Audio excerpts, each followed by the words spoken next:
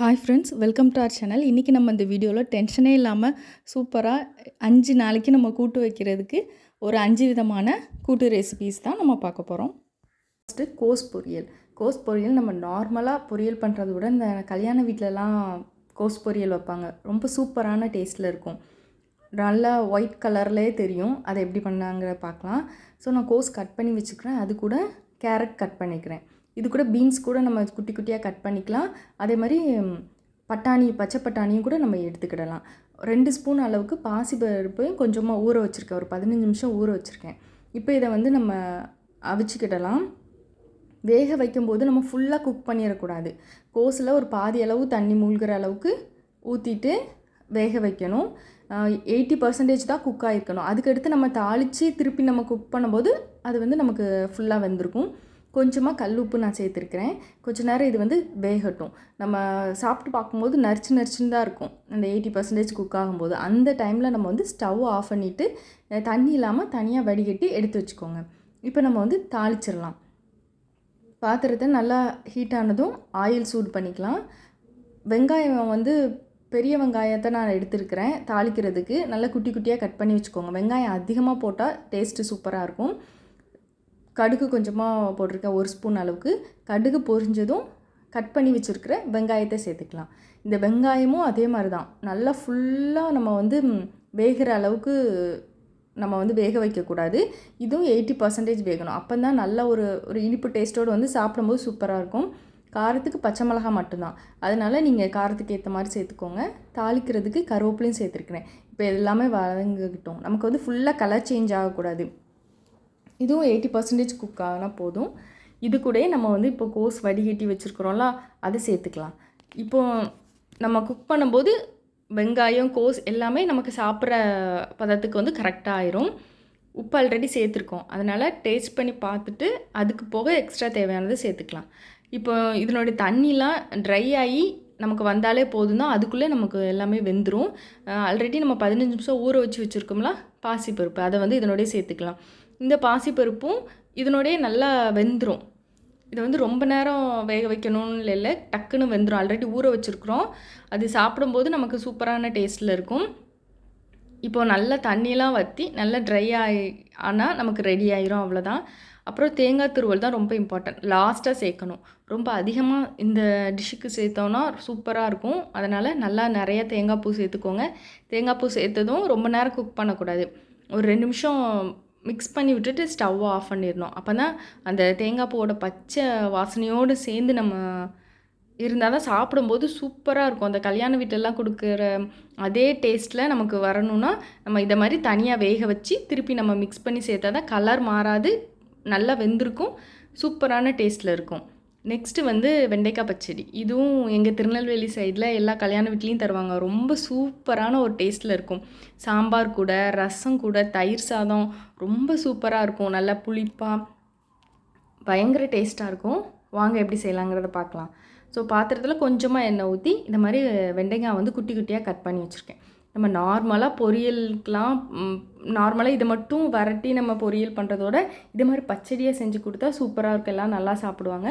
கொஞ்சமாக சால்ட்டு சேர்த்து இந்த கொலகொலப்பு தன்மை இருக்குல்ல, அது போகிற அளவுக்கு வரட்டிக்கிடணும். ஸோ ஒரு சின்ன நெல்லிக்காய் சைஸ் அளவுக்கு புளியை வந்து ஊற வச்சு ரெடியாக வச்சுக்கோங்க. இதை நல்லா வரட்டினதுக்கப்புறம் நம்ம தனியாக எடுத்து வச்சுக்கலாம். இப்போ அந்த வளவளப்பு தன்மையெல்லாம் போயிட்டு இப்போ வந்து நம்ம பச்சடி செய்கிறதுக்கு ஸ்டார்ட் பண்ணுவோம். வறுத்து வச்சது ரெடியாக இருக்குது. புளியும் நல்லா ஊறிட்டு ஒரு பெரிய சைஸ் வெங்காயத்தை குட்டி குட்டியாக கட் பண்ணிக்கிறேன். ஒரே ஒரு தக்காளி மட்டும் எடுத்துக்கிறேன், ஏன்னா நம்ம புளி சேர்த்துருக்குறோம். அதனால் ஒரு பெரிய சைஸ் தக்காளி, ஒரு தக்காளி கட் பண்ணி வச்சுருக்கேன். இப்போ நம்ம குக் பண்ணிடலாம். பாத்திரம் ஹீட் ஆனதும் ஆயில் சேர்த்துக்கோங்க. தாளிக்கிறதுக்கு 1 ஸ்பூன் அளவுக்கு கடுகு சேர்த்துக்கலாம். கொஞ்சமாக கருவேப்பிலும் சேர்த்துருக்கிறேன். அப்புறம் கட் பண்ணி வச்சுருக்கோம்லாம் பெரிய வெங்காயம், அதை வந்து நம்ம இதில் சேர்த்துக்கலாம். சேர்த்துட்டு லைட்டாக வதக்கிக்கோங்க. இப்போ இது கூடயே 1/4 ஸ்பூன் அளவுக்கு மஞ்சள் தூளும் 1 ஸ்பூன் வந்து காரத்துக்கு மிளகாய்த்தூள். நான் வந்து 1 ஸ்பூன் அந்த நார்மல் மிளகாய்த்தூளும் 1 ஸ்பூன் காஷ்மீரி மிளகாய்த்தூளும் சேர்த்துருக்கிறேன். லைட்டாக வதக்கிட்டு இதை அடிப்பிடிச்சிடக்கூடாது. உடனே கட் பண்ணி வச்சுருக்கிற அந்த தக்காளியும் சேர்த்துக்கணும். இப்போது தக்காளி வெங்காயம்லாம் நல்லா வதங்கி எண்ணெய் பிரிஞ்சு வரணும், அந்த அளவுக்கு நம்ம குக் பண்ணிக்கிடணும். இந்த இது கூட கொஞ்சம் நான் சால்ட்டும் சேர்த்துருக்கிறேன். ஆயிலெலாம் பிரிஞ்சு வர அளவுக்கு நம்ம குக் பண்ணிக்கலாம். நல்லா வதங்கி ஆயிலெலாம் நல்லா சூப்பராக பிரிஞ்சு வந்திருக்கு. இப்போ வந்து நம்ம ஆல்ரெடி வதக்கி தனியாக எடுத்து வச்சுருக்குறோம்ல, அந்த வெண்டைங்காவை நம்ம சேர்த்துக்கலாம். இந்த வெண்டைங்காவிலையும் கொஞ்சம் உப்பு போட்டிருக்கோம் நம்ம. ஸோ இது ஒரு 2லேருந்து 3 நிமிஷம் வதக்கினா போதும். ஆல்ரெடி வெண்டைங்காய் வெந்துட்டு. இப்போ இது வதங்கினதுக்கப்புறம் நம்ம புளி வந்து நம்ம கரைச்சி வச்சுருக்குறோம்ல புளி தண்ணி, அதை வந்து இதனுடைய நம்ம சேர்த்துக்கணும். இப்போது இந்த புளியோட பச்சை வாசனை போகணும். இந்த வெண்டைக்காய் தக்காளியோடலாம் நல்லா மிக்ஸ் ஆகி இது வந்து நல்லா வேகணும். அது வரைக்கும் வெயிட் பண்ணணும். இப்போ இதுக்கு இடையில ஒரு சில தேங்காவும் 1/2 ஸ்பூன் அளவுக்கு ஜீரகத்தையும் நம்ம கொரன்னு அரைச்சி எடுத்து வச்சுக்கிடணும்.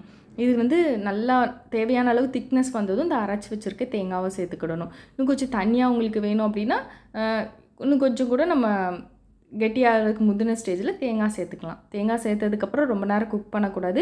2 நிமிஷத்தில் ஸ்டவ் ஆஃப் பண்ணிடுங்க. அப்போ தான் அந்த ஃப்ளேவர் வந்து நமக்கு சூப்பராக இருக்கும்.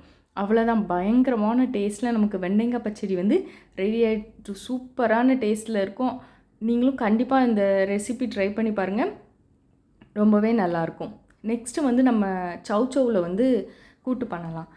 சௌச்சௌ வந்து நார்மலாக குழந்தைங்களெல்லாம் சாப்பிட வைக்கிறது ரொம்ப பெரிய விஷயமா இருக்கும். இதை மாதிரி நம்ம செஞ்சோம் அப்படின்னா சூப்பராக இருக்கும். இதை ட்ரை பண்ணி பாருங்கள்.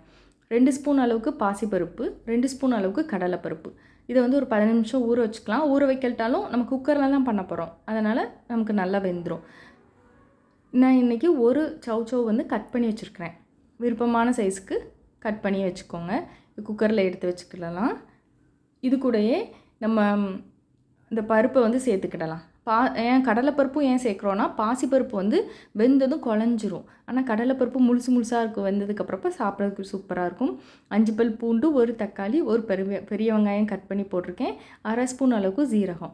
இப்போ வந்து காய் பாதி அளவுக்கு தண்ணி ஊற்றிக்கணும். ஏன்னா நமக்கு வந்து சௌச்சௌ வந்து தண்ணி காய், அதுலேருந்தும் நமக்கு வேகும்போது தண்ணி வரும். இப்போ இதெல்லாம் க்ளோஸ் பண்ணி 4லேருந்து 5 விசில் வரைக்கும் நம்ம வச்சு எடுக்கணும். அதுக்கு இடையில ஒரு சில் தேங்காய் எடுத்துருக்கிறேன். அது கூட காரத்துக்கு வந்து 2 பச்சை மிளகா, காரத்துக்கு பச்சை மிளகா மட்டும்தான், அதனால் உங்களுக்கு தேவையான அளவுக்கு அதிகப்படுத்திக்கோங்க. இது கூட 1/4 ஸ்பூன் அளவுக்கு ஜீரகம், இதையும் கொரன்னு அரைச்சி தனியாக எடுத்து வச்சுக்கோங்க. தண்ணி ஊற்றி எதுவும் அரைக்கக்கூடாது. இப்போ நம்ம அந்த விசில் வச்சுருக்கிறத ஓப்பன் பண்ணி பார்க்கலாம். இப்போ நல்லா வெந்திருக்கும் நமக்கு. சரி, மஞ்சள் தூளும் சேர்த்துக்கோங்க, நான் ஃபஸ்ட்டே சொல்ல மறந்துட்டேன். இப்போ இதை வந்து பாசிப்பருப்பில் வெந்திருக்கு, ஆனால் கரையலை. லைட்டாக இதை மாதிரி கரண்டியில் மிக்ஸ் பண்ணால் மட்டும் போதும், சூப்பராக அது கரைஞ்சி வந்துடும். இப்போ கொஞ்சம் தண்ணி அதிகமாக இருக்கலாம், அந்த தண்ணியெலாம் வற்றணும். அதனால் திருப்பியும் நம்ம ஸ்டவ்வில் வச்சு இதை வந்து நம்ம வற்ற வைக்கணும். கொஞ்சம் வற்றினா போதும். இப்போ உப்பு வந்து இது சேர்த்துக்கோங்க, டேஸ்ட் பண்ணி பார்த்துக்கோங்க. இப்போ ஓரளவு திக்னஸ் வந்ததும் நம்ம என்ன பண்ணணும், நம்ம ஆல்ரெடி அரைச்சி வச்சுருக்குறோம்ல இந்த பேஸ்ட், தேங்காய், அதை கொரன்னு அதை இதனுடைய சேர்த்துக்கிடணும். சேர்த்துட்டு நல்லா மிக்ஸ் பண்ணிக்கலாம். அதனுடைய திக்னஸ் வந்து நம்மளை பொறுத்து தான், நமக்கு எப்படி சாப்பிட பிடிக்குமோ அதை மாதிரி வச்சுக்கோங்க. இந்த தேங்காய் அதெல்லாம் சேர்த்தோன்னா சூப்பராக மனம் வரும், சூப்பரான டேஸ்ட்டில் இருக்கும். நீங்கள் கண்டிப்பாக ட்ரை பண்ணி பாருங்கள், நல்லாயிருக்கும். அவ்வளோதான், இது வந்து 2 நிமிஷம் குக் பண்ணால் போதும். இனி வந்து ரொம்ப நேரம் தேங்காய்லாம் சேர்த்து இருந்துட்டால் எண்ணெய் பிரிஞ்சு வந்து டேஸ்ட் நல்லா இருக்காது. கொஞ்சமாக கொத்தமல்லி இலை தூவிட்டு மிக்ஸ் பண்ணிவிட்டு ஸ்டவ் ஆஃப் பண்ணிட்டேன். இனி வந்து நம்ம இதை வந்து தாளிக்கணும். நல்லா ஃப்ரெஷ்ஷாக லாஸ்ட்டு தாளித்து கொட்டும்போது சூப்பரான ஃப்ளேவர் நமக்கு கிடைக்கும். ஸோ கடுகு சேர்த்துருக்கிறேன், கொஞ்சமாக உளுந்தம்பருப்பு, வத்தல் ஒரே ஒரு வத்தல் மட்டும் கிள்ளி போட்டிருக்கேன். இது கூட கொஞ்சமாக சின்ன வெங்காயம், தாளிக்கிறதுக்கு சின்ன வெங்காயம் சேர்த்தா சூப்பராக டேஸ்ட்டில் இருக்கும். கொஞ்சமாக கருவேப்பில். இப்போ அந்த வெங்காயம்லாம் நல்லா வதங்கட்டும். கொஞ்சமாக லாஸ்ட்டாக ஸ்டவ் ஆஃப் பண்ணிவிட்டு பெருங்காயத்தூள் சேர்த்துருக்கேன். அவ்வளோதான், தாளித்து கொட்டிட வேண்டியதான். சூப்பராக கமன்னு சௌச்சௌ கூட்டு ரெடி ஆகிட்டு எல்லாருக்குமே ரொம்ப பிடிக்கும் இந்த கூட்டு. நெக்ஸ்ட்டு வந்து அவரைக்காய் பொரியல். இந்த பொரியல் வந்து நம்ம தண்ணி ஊற்றாமல் சும்மா ஆயிலே வறுக்க போகிறோம். சூப்பரான டேஸ்ட்டில் இருக்கும். எந்த குழம்புக்குனாலும் வச்சுக்கிடலாம். காரக்குழம்புக்கு, அப்புறம் சாம்பாருக்கு, ரசத்தோட, தயிர் சாதம் எல்லாத்துக்குமே இந்த அவரைக்காய் பொரியல் சூப்பராக இருக்கும். வாங்க எப்படி செய்யலாம். ஃபஸ்ட்டு வந்து ஆயில் நல்லா ஹீட் ஆனதும் 1 ஸ்பூன் அளவுக்கு கடுகு சேர்த்துருக்கிறேன். கடுகு பொரிஞ்சதும் ஒரு பெரிய வெங்காயத்தை வந்து கட் பண்ணி வச்சுருக்கேன் சின்னதாக, அதையும் இதனோடையே நம்ம சேர்த்துக்கிடலாம்.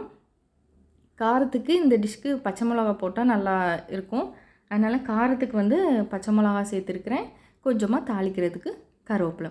இப்போ இதெல்லாம் சேர்த்து நல்லா நம்ம பொன்னிறமாக வறுத்துக்கலாம். இதுக்கப்புறம் குட்டி குட்டியாக கட் பண்ணி வச்சுருக்கிற அவரைக்காவை நம்ம சேர்த்துக்கலாம். நமக்கு விருப்பமான ஷேப்பில் நம்ம கட் பண்ணிக்கலாம். தண்ணியாக ஊற்றக்கூடாது, டேஸ்ட் மாறிடும். இந்த எண்ணெயிலே நம்ம வந்து வதக்கிக்கலாம். ஒரு 2 நிமிஷம் வதக்கிட்டு உப்பு சேர்த்து நல்லா மிக்ஸ் பண்ணிவிட்டு ஒரு மூடி வச்சு நம்ம வேக வைக்கணும். அடுப்பை வந்து சிம்மில் வச்சுருங்க. இந்த நம்ம மூடி வைக்கிறதுனால இந்த நீராவி உள்ளே பட்டு அந்த இதிலே சூப்பராக நமக்கு குக் ஆயிரும். 2 நிமிஷத்துக்கு ஒருக்க லைட்டாக கிளறி வச்சுருங்க. சூப்பராக இது சீக்கிரம் வெந்துடும். ரொம்ப டைம்லாம் நமக்கு எடுக்காது. அடிபிடிச்சிடாமல் இருக்க கிளறிக்கோங்க. அதில் ஒரு 80% குக் ஆனதுக்கப்புறம் மூடி போட்டு வேக வைக்க வேண்டாம். ஓப்பன்லேயே கிளறினா போதும். திருப்பி நான் க்ளோஸ் பண்ணியிருக்கிறேன். இப்போ சூப்பராக வெந்துட்டு இனி ஓப்பன்லேயே இருக்கட்டும். உப்பு வந்து கரெக்டாக இருக்கான்னு டேஸ்ட் பண்ணி பார்த்துட்டு இல்லைன்னா இந்த டைமில் வந்து சேர்த்துக்கோங்க. இந்த பொரியலுக்கு வந்து லாஸ்ட்டாக தேங்காவை துருவி போட்டால் சூப்பரான டேஸ்ட்டில் இருக்கும். அதனால் ஃப்ரெஷ்ஷாக கொஞ்சமாக தேங்காய் துருவி போட்டிருக்கேன். ஸோ ஒரு கையளவு தேங்காய் பூ துருவி போட்டுக்கலாம்.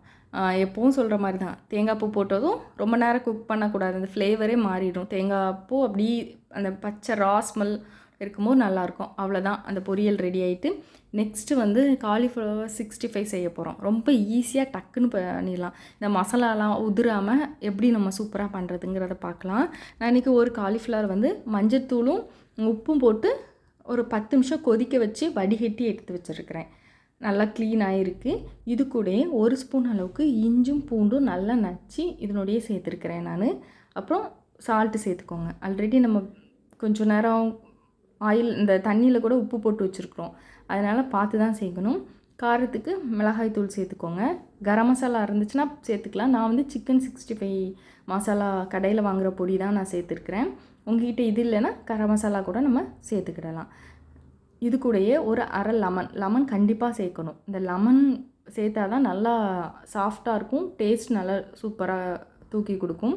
ஆனால் அரை லெமன் மட்டும் புளிஞ்சால் போதும். அப்புறம் இது வந்து மசாலாலாம் நமக்கு நல்லா கோட் ஆகிறதுக்காக 2 ஸ்பூன் அளவுக்கு கார்ன்ஃப்ளவரும் 1 ஸ்பூன் அளவுக்கு அரிசி மாவு எடுத்திருக்கேன். நல்லா கிறிஸ்பியாக அரிசி மாவு கொடுக்கும். கார்ன்ஃப்ளவர் மசாலாலாம் நல்லா ஒட்டுறதுக்கு பிடிக்கும். அப்புறம் கொஞ்சம் கருவேப்பிலை சேர்த்துருக்கேன். ரொம்ப இம்பார்ட்டன்ட், கார்ன்ஃப்ளவர் ரொம்ப அதிகமாக போட்டால் பஜ்ஜி மாவு மாதிரி அது மாதிரி ஆயிரும். டேஸ்ட் நல்லா இருக்காது. லைட்டாக போடணும். அப்போ தான் நமக்கு வந்து சூப்பராக கோட்டாகி நல்லாயிருக்கும். ஒரு அரை மணி நேரமாக குறைஞ்சது ஊறணும். இப்போ நல்லா ஊறிட்டு இப்போ பொரிச்சு எடுத்துக்கலாம். பாத்திரத்தில் ஆயில் ஊற்றிட்டு எண்ணெய் வந்து நல்லா சூடாக இருக்கும்போது தான் நம்ம போடணும். சூடு கம்மியாக இருந்துச்சுன்னா கொஞ்சம் ஆயில் குடிக்கிற மாதிரி இருக்கும். நல்ல ஆயில் சூடானதும் ஒவ்வொன்றா எடுத்து போட்டுக்கலாம். இது வந்து எண்ணெய்லாம் குடிக்காது. அதனால் கொஞ்சம் எண்ணெயிலே கொஞ்சம் கொஞ்சமாக போட்டு கூட நம்ம சூப்பராக பொரித்து நம்ம எடுத்துடலாம். ஒவ்வொன்றா நீங்கள் தனித்தனியாக எடுத்து போட்டுக்கோங்க. போது மட்டும் உடனே மிக்ஸ் பண்ணக்கூடாது. மசாலாலாம் உதிர்ந்துடும். ஒரு 2 நிமிஷம் வெயிட் பண்ணுங்கள். அப்புறம் நம்ம கிளறி விட்டுக்கலாம். அவ்வளோதான். அந்த கார்ன்ஃப்ளவர் போட்டிருக்கிறதுனால நமக்கு நல்லா மசாலாலாம் உதிர்ந்து போகாமல் நல்லா ஒட்டி சூப்பராக இருக்கும். அவ்வளோதான். 2 பக்கமும் நல்லா திருப்பி போட்டு இந்த கலர் வந்து நல்லா குக் ஆகிற வரை இருந்ததும் எடுத்துட வேண்டியதான். சூப்பரான காலிஃப்ளவர் 65 ரெடி ஆகிட்டு. இது வந்து டக்குன்னு நம்ம ரெடி பண்ணிடலாம். இது வந்து எல்லா விதமான சாப்பாடுக்கும் நமக்கு சூப்பராக இருக்கும். ரொம்ப சீக்கிரமாகவே இதையும் செஞ்சிடலாம். ஸோ ட்ரை பண்ணி பாருங்கள்.